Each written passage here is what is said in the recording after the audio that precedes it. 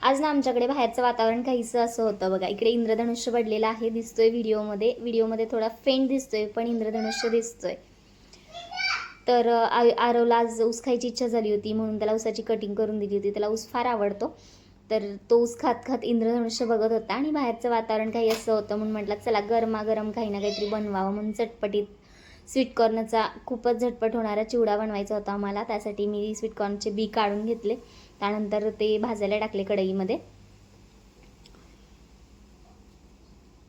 तर असा चिवडा खरंच खूप छान लागतो. ज्यावेळी बाहेर पावसाचं वातावरण किंवा असं काहीतरी वातावरण होतं, त्यावेळी आमच्याकडे हा चिवडा हमखास बनतो, कारण आमच्याकडे सर्वांनाच हा चिवडा फार आवडतो. अगदी कमी साहित्य लागतं, पण झटपट होणारा चटपटीत असा चिवडा सगळ्यांनाच आवडत असेल, तुम्हालाही आवडत असेल. तर आता यामध्ये मी चवीपुरतं मीठ टाकलं, त्यानंतर लाल तिखट, आपलं घरगुती चटणी ती टाकणार आहे, थोडीशीच टाकणार आहे, कारण मुलं तिखट खात नाहीत म्हणून आम्ही कमीच वापरते.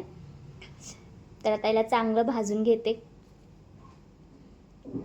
बारीक गॅसवरती.